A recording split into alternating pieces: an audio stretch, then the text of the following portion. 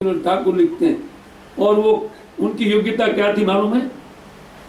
British काल में वो एक बहुत अच्छे जज माने जाते थे। ब्रिटिश सब लोग उनको प्रणाम करते थे, ब्रिटिश लोग। फकीर ठाकुर जो काम 5 जज मिलकर के वो 10 घंटे में नहीं कर सकते, 1 घंटे में उसका काम निपटा देते।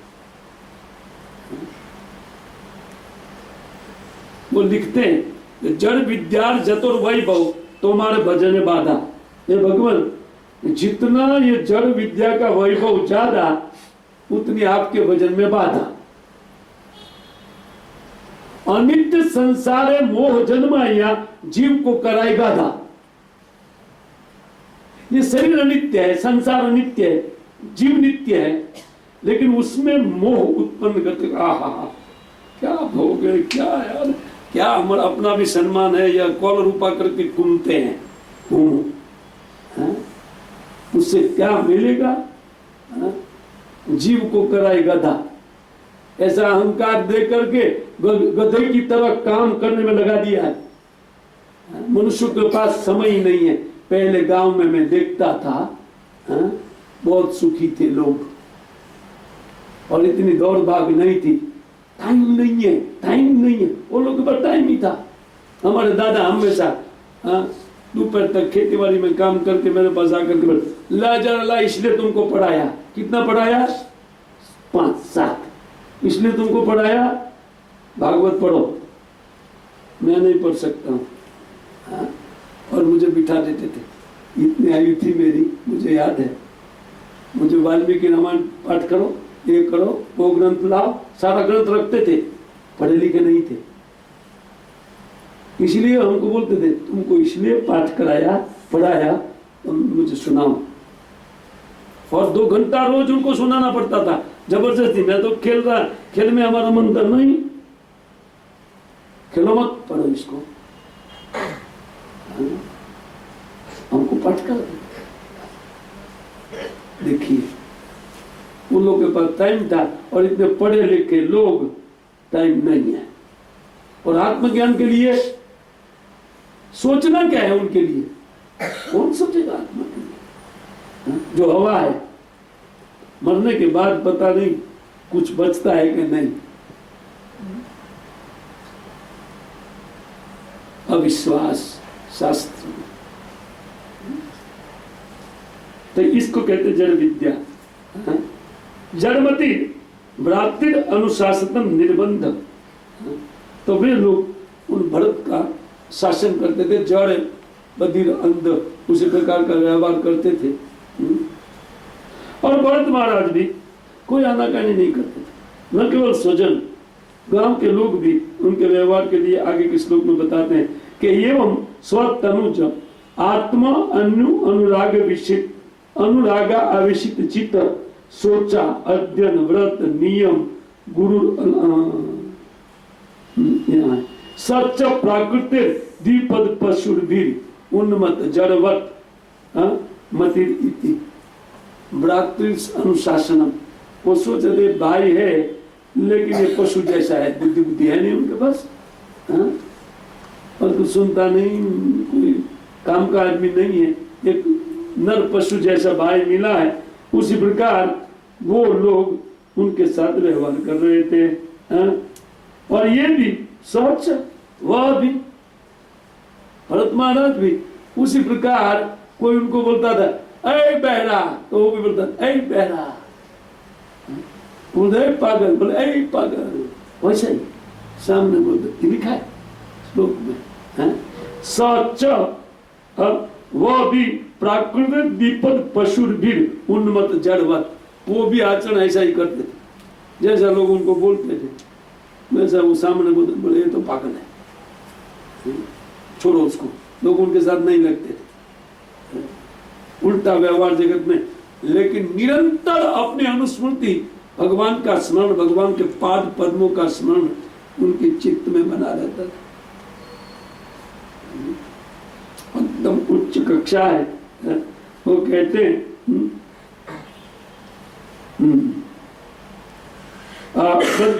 बदल इति अभिभाष्यमानो यदा तद अनुरूपिणी प्रभासते कर्माणि। वो जैसा बोलते थे उसके अनुसार ये भी उस प्रकार बोलते थे। चत्सक कार्यमानो परिचय करोति विशुद्धो। और कोई उनको अपने काम में लगाना चाहते थे तो कोई जो भी बोलता था वो कर देते थे, ठीक है। और उनको कोई खाना देता था, कोई नहीं भी देता था, दे तो ठीक है खा लेते थे, नहीं दे तो ठीक है। कोई विष्टि नहीं करते थे कि इन काम करने का इतना लूंगा, नहीं। कोई भी उनको किसी भी कार्य में लगा सकता था, अपने कार्य में काम करा लेते थे और उनके बदले में थोड़ा खाना दे देते थे। भरत महाराज जो कुछ भी उनको मिलता है वो स्वादिष्ट है कि नहीं है कि वो कुछ नहीं देख करके उनको खा लेते थे, जो भी भगवत इच्छा से जो मिला। अब ये लास्ट से भी है तो जैसा तैसा करके उनको पार करना चाहिए, फंसना नहीं है इसमें। अच्छा खा करके अच्छा उठ करके पहन करके उसमें फंसना नहीं है। दूसरे का जेब काट करके लाओ और अपना अच्छा श्रृंगार करो, किसी पर चोरी करके बूट खरीदो, ये काम नहीं। वो बिल्कुल जो जैसे जिस कार्य में लगाते थे वो ठीक है। और फलस्वरूप बड़े आदमी खाना दे देते थे, वो बोलते हैं तो पागल है, उनको क्या कोई नहीं देते तो बुरा नहीं मानते थे, इन्होंने नहीं दिया करते। क्योंकि मेरे भाग्य में उनका फ्री काम इतना लिखा होगा, नहीं तो मैं क्यों करूंगा। तो जो जहां लगाते थे पागल की तरह बिल्कुल मान रखकर, बाकी अनुस्मृति ध्रुवा स्मृति भगवान का स्मरण, भगवान के पाद पद्म निरंतर उनके हृदय में उनका स्मृति रखते थे और भगवान के लिए लालायित रहते थे उनका हृदय। और कहते हैं कि वो इनकी चिंता नहीं करते थे कि टेस्ट है कि नहीं है। नित्य निवृत्त निमित्त स्वसिद्ध विशुद्ध अनुभव आनंदम स्वात्मानम। वो अपने आप में भीतर उन आत्मज्ञान स्वाभाविक उनका उत्पन्न हो गया था, उन ज्ञान के कारण और भगवत भजन के कारण कि मैं आत्मा हूं, मैं देह नहीं हूं, और इसी आत्मानंद में वो निमग्न रहते हैं। आत्मानंदी व्यक्ति को बाहर से कोई भी चीज का आवश्यकता नहीं रहता है। क्यों? क्योंकि वो निजानंद में परिपूरित है, अपने आनंद में। इसलिए साधु को कुछ नहीं चाहिए। जो वास्तव में साधु हो गया है उनको कुछ नहीं चाहिए। कर्म फल भोग के रूप में जो खाना मिलता है महाप्रसाद गोविंद दे, इसको ये करो वो करो, कुछ नहीं। ये जितनी मात्रा में ये बुद्धि रहता है और साधु है, ये हिसाब। लोग बोले क्या पागल बनाना है, बुद्धू बनाना है क्या? अब जो यहां बुद्धू बनेगा वही स्वराज्य में उतना पावरफुल होगा। क्यों? क्योंकि यहां कर्म बंधन लगता है भोगने से, इसमें आसक्ति होती है। बगैर आसक्ति भोग कोई कर नहीं सकता है, और आसक्ति बंधन का कारण है। कौन भोगना भी चाहेगा? साधु लोग। इसलिए वो ये नहीं देखते थे कुछ भी चीज, और अंतर आनंद में वो परमानंद में निमग्न रहते थे। और आत्म लाभा अधिगम सुख दुख और द्वंद्व निमित्त और रसंभावित देह अभिमान। कहते हैं कि वो दुनिया के द्वंद्व से ऊपर उठ गए, इस प्रकार रहते हुए सुख दुख में सम हो गए। राग द्वेष अपना पराया चला गया, इसलिए देह का अहंकार नष्ट हो गया और मैं ये देह हूं करके मानते नहीं। जैसे एक पिया हुआ व्यक्ति अपने ऊपर कपड़ा है कि नहीं उनको ज्ञान नहीं रहता है, उसी प्रकार एक आत्मज्ञानी व्यक्ति जब आत्मज्ञान में मग्न हो जाता है तो उसी समय उनको देह है कि नहीं वो नहीं समझते ही नहीं। देह को सोचिए आप कितनी सुंदर अवस्था होगी। अपनी वास्तविक स्थिति के जानकार व्यक्ति अपने देह तक को भूल जाते हैं। वो स्वभाव के अनुसार वो देह अपने आप काम करती है, लेकिन उनका रुचि नहीं होता है। श्रीमद् भगवद गीता में ऐसा का बात बताया गया है। चौथे छठे अध्याय में ऐसा कुछ, चौथे अध्याय में 2 में से 1 में ये बात बताई गई। वो खाते टाइम उठने टाइम उसमें उनका कोई ज्यादा रुचि नहीं रहता है, रुचि सब चला गया, भगवान में रुचि हो गया, इसलिए वो व्यवहार के अनुसार सब कार्य करते हैं। जिनकी भी व्यवहार, जैसे शरीर को चलाना है बस उतना, बाकी दुनिया का ज्यादा लपन छपन में लोग नहीं रहते। हाँ, तो कहते सुख दुखी और दंडानी निमित्त असंभावित देह अभिमान, और उनको देह अभिमान कहाँ से रहेगा। भरत महाराज अपने देह को देह मानते ही नहीं थे, अपनी जात आत्मा को मानते थे, भूल गए थे लगभग अपने देह को। इसलिए कोई कुछ भी कहता था उनको बुरा नहीं लगता था, कोई प्रशंसा करता था उनको सुख नहीं लगता था कि मेरी प्रशंसा हो रही है, मेरी निंदा हो रही है, कुछ नहीं। तुल्यमति, ये अवस्था सुनिश्चित भक्तों में आनी चाहिए। अगर नहीं आती है, जब तक भला बुरा लगता है और जब तक अपना कुछ वस्तु में आसक्ति रहता है, तब तक हमारे पास अहंकार है।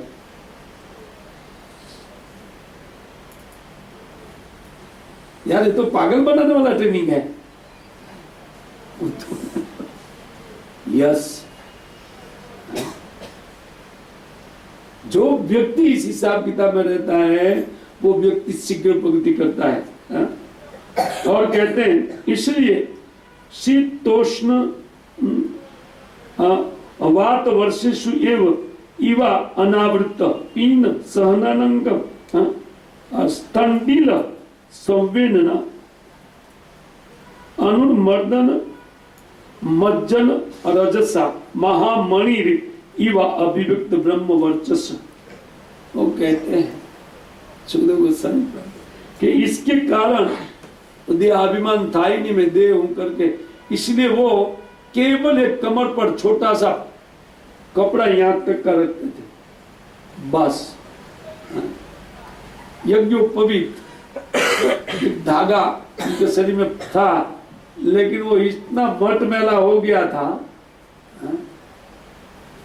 और वो चाहे ठंडी हो, गर्मी हो, बरसात हो, ऐसे ही नंगे शरीर में रहते थे, केवल इतना तक पहना था बस।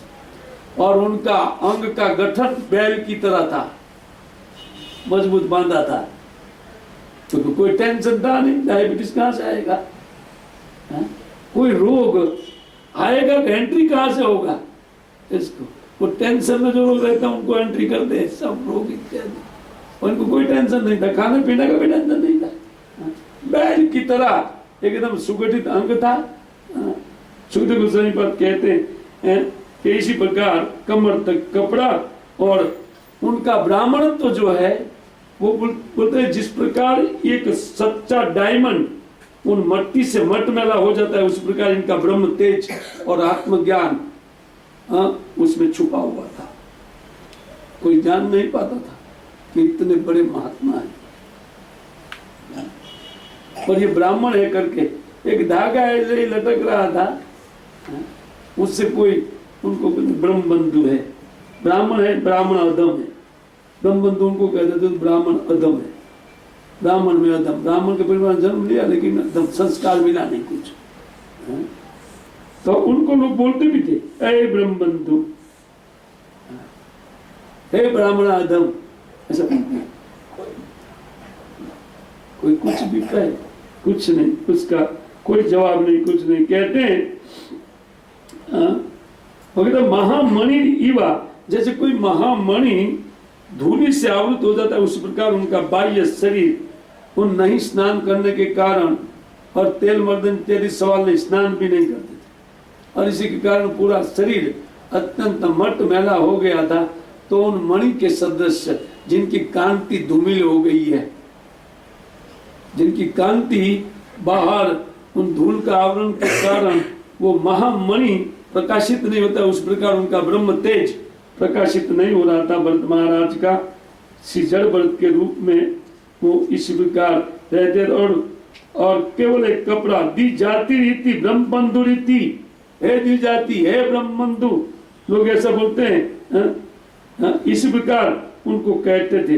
लेकिन कहते हैं संज्ञा तज ज्ञानम अवमतो भूत, जिनका देहाभिमान बिल्कुल चला गया था, ऐसे भरत महाराज उनकी कही हुई किसी बात के ऊपर ध्यान नहीं देते थे।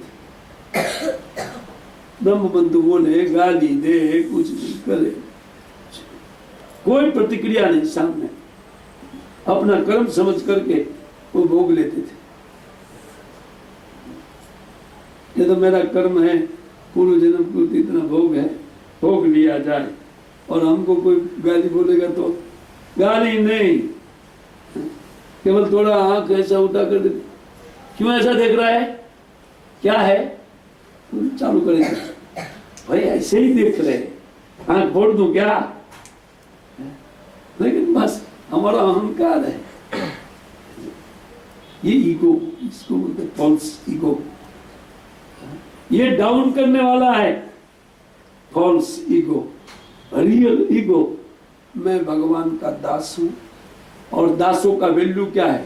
दास का क्या कोई दासों को पूछता है?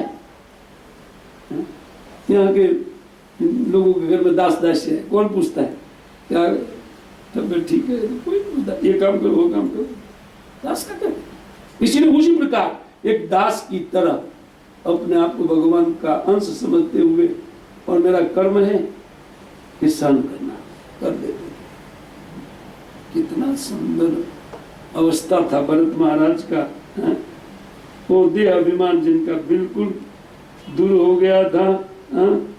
और इसी प्रकार कहते हैं यदा तु परता आहारम कर्म वेतनम, और ईमान कहते हैं इसी प्रकार कुछ वेतन लिए बगैर थोड़े खाने में दूसरे का काम कर देते थे, और नहीं भी दिया तो कुछ नहीं।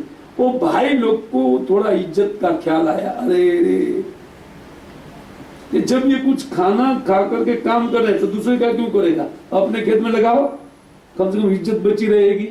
और तो इज्जत का धज्जिया उड़ा रहे, घूम कर किसी न किसी का काम कर देते हैं और कोई खाना दे देते हैं, बोले ये तो हमारे भाई है, और दूसरा लोग खाना दे, हम लोग खाना दे करके हम लोग काम कराएंगे।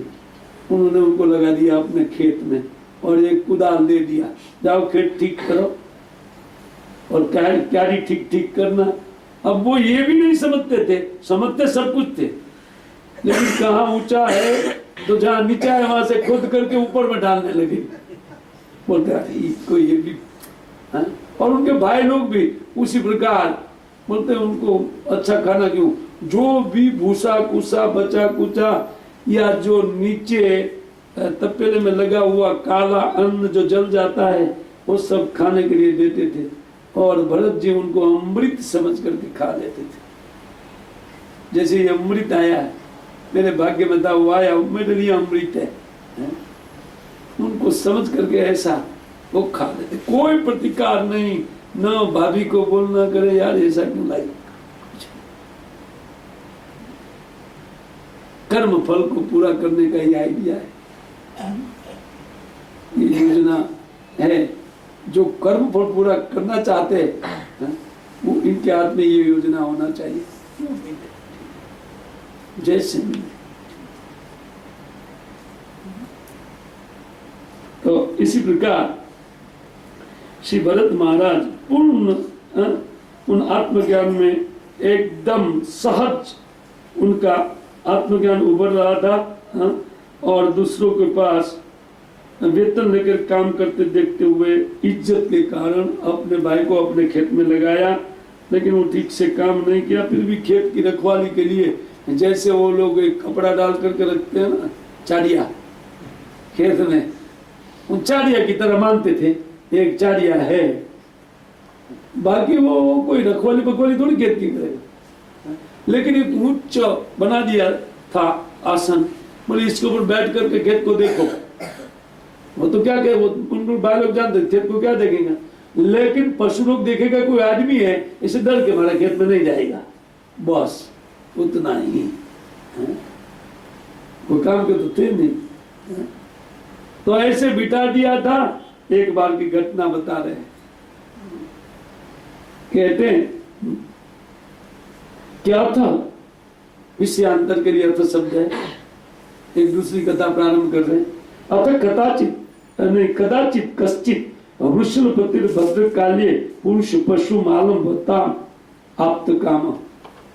कोई एक चोरों का सरदार था, उनके पास पुत्र नहीं था और उनके पुरोहित ने कह दिया था, अरे काली को कोई नर बलि चढ़ाओ तब पुत्र होगा।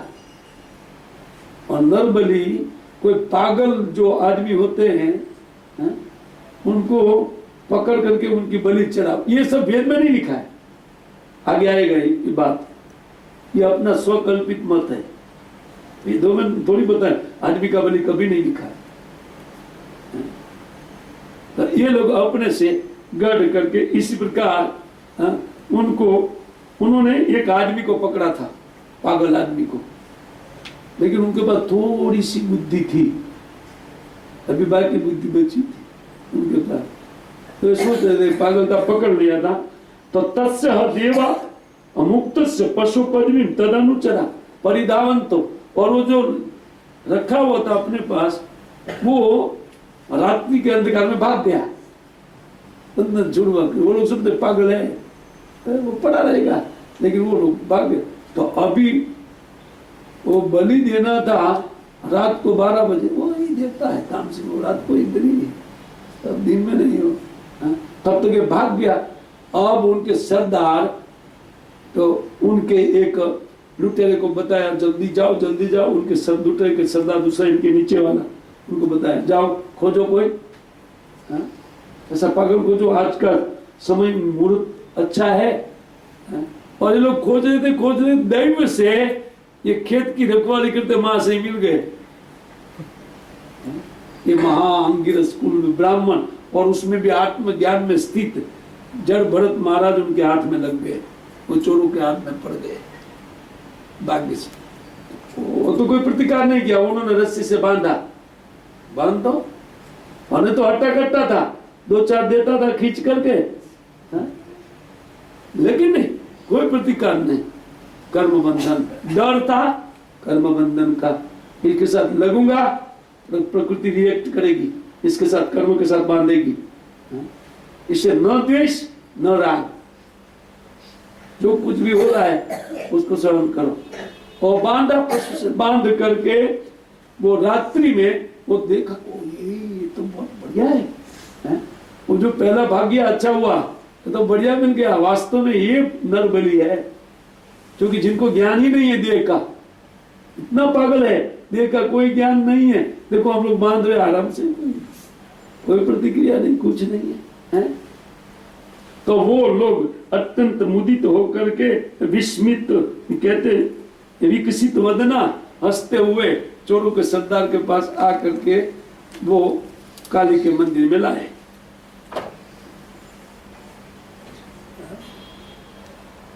अब ये जब काली के सामने लाए, अथ पणयस्तम, वो चोर लोग ने अपनी कहते देखिए स्वविधि ना, न तो वेद विधि, अपनी विधि के अनुसार, अर्थात वेद में ये विधि कोई नहीं है, इसमें का एक विविधि एक विविधान वेद में नहीं है। इसलिए लिखा है कि अथ पणय, पणय चोर को कहते, अथ पणयस्तम स्वविधि ना अभिचाहते न वाससा आश्चात, उनको नहलाया और बहुत दिन का मल था शरीर के ऊपर, परत मार बोले थैंक यू वेरी मच, क्योंकि मैं तो कष्ट लूंगा नहीं, आप लोग नहला रहे, ठीक है। उनको नहला धुला करके मित्र वित्र दिया, उनको एक कोरा कपड़ा, परत महाराज सब देख रहे थे, दिया, फूलहार दिया, फूल माला, गाली भी आए तो भी ठीक है, फूल माला है तब भी ठीक है, वैसे ही सब सेवा लेकर के फिर बाद में व्यंजन बना करके कहीं आइटम बना करके रखा, परत महाराज प्रेम से खा रहे थे। यद्यपि वो जानते थे कि अभी ये लोग मारने वाले, लेकिन बोलते अच्छा है, कर्म समाप्त हो जाएगा, इससे बढ़कर क्या है?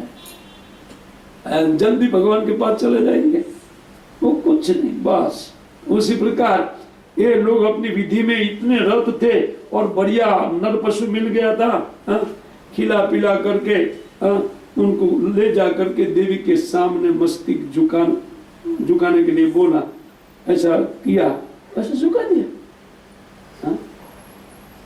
और उनका जो पुरोहित था वो चोरों के सरदार का, उन्होंने वो तलवार को मंत्रित किया अपने हिसाब से, देवी का मंत्र पढ़ करके वो एकदम धारदार तलवार, एक ही झटके में मुंडी उड़ाना था, इसलिए वो एकदम पैनी तलवार हाथ में लिया था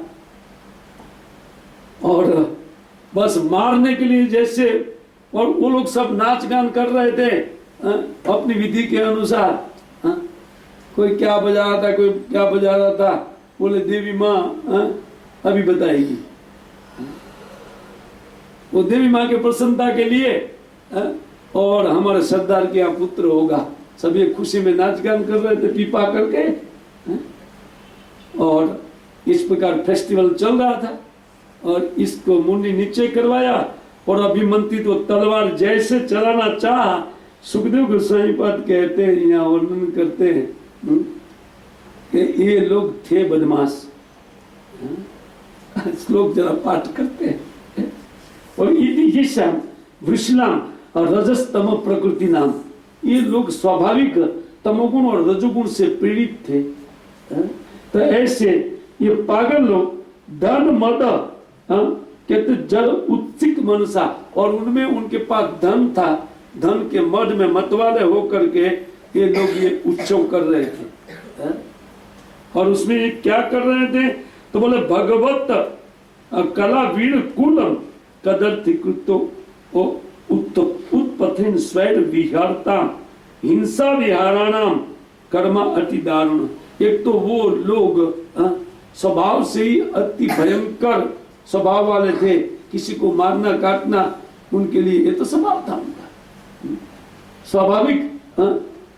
और उनमें पुरोहित ने चढ़ा दिया था, नरबलि दे दो पुत्र होगा, उन पुत्र के उत्साह में अपने सरदार को पुत्र होगा, सब लोग नाच गान करते हुए और अति दारुण कर्म में लगे हुए थे। जद ब्रह्मभूत साक्षात ब्रह्मभूत सुतस्य, कहते हैं कि जिनकी आत्मा सतत भगवान में लगी हुई थी, ऐसे ब्राह्मण कुल जिनका वध करने के लिए किसी भी प्रकार से शास्त्र में नहीं बताया गया, उनको वध के लिए पकड़ करके ले करके अपनी मृत्यु को निमंत्रण दे रहे थे। वो पागल लोग जानते नहीं थे। तो इस प्रकार ये पागलपन में प्रमत्त हो करके वो लोग कहते हैं कि वपुषा, वो उनको सामने उनके देह को झुका करके जैसे तलवार लिया, उच्चाहट, वो काली की मूर्ति उन ब्रह्म तेज के कारण फूट गई एक आवाज के साथ, भयंकर, और देवी प्रकट हो गई सामने। वो लोग ने सोचा कहा बलि देने से पहले कुछ हो गई है। और इधर भरत महाराज ऐसे ही नीचे मूर्ति देखते थे, काली प्रकट हो या कोई भी प्रकट हुआ, हमको क्या मतलब है, उनको मतलब था भगवान से। वो कोई मतलब नहीं। तो वो काली ने क्या किया, सबसे पहले भयंकर अट्टहास किया और उनका रूप ऐसा कराल था, वो क्रोध के कारण द्वेष में कि ये भगवान के भक्तों को मेरे सामने लाए हैं, बदमाश लोग जानते नहीं है। और जैसे विश्व का नाश करने के लिए प्रवृत्त हुए, उसी प्रकार प्रकृति टेढ़ी करके देख रही थी उन लोग के सामने, और उछल करके वो जो मारने वाला था, जिनके हाथ में तलवार था, वो तलवार खींच लिया उनके हाथ से और पहले उनका मुंडी उड़ाया, और उनके बाद में एक एक करके सब अपने भक्तों का गला काट दिया। अब भगवत भक्त बचाना था ना। देवी जानती है कि ये मर गया मेरे सामने, मेरी ख्याली बिगड़ जाएगी, मैं क्या जवाब दूंगी ऊपर। अतः सबका एक एक का काट करके और अपने अनुचरों के साथ बोले फेस्टिवल करो, सब गर्मा गर्म जूस। वो चालू किया, धड़ जिनका उड़ जाता था और धड़ में से रुधिर निकलता था, ये लोग पान करके अत्यंत प्रमत्त होकर के उनके पार्षद के साथ काली नृत्य करने लगी और उनका जो मस्तिष्क था उनसे गेंद खेलने लगी, एक दूसरे को उछाल करके। ये लो वो देवी माँ का फेस्टिवल हो गया इधर, और इधर मार काट चल रहा था। भरत महाराज शांति से सब देख रहे थे, जैसे कोई घटना नहीं हो रही है। उनको न तो कोई भय था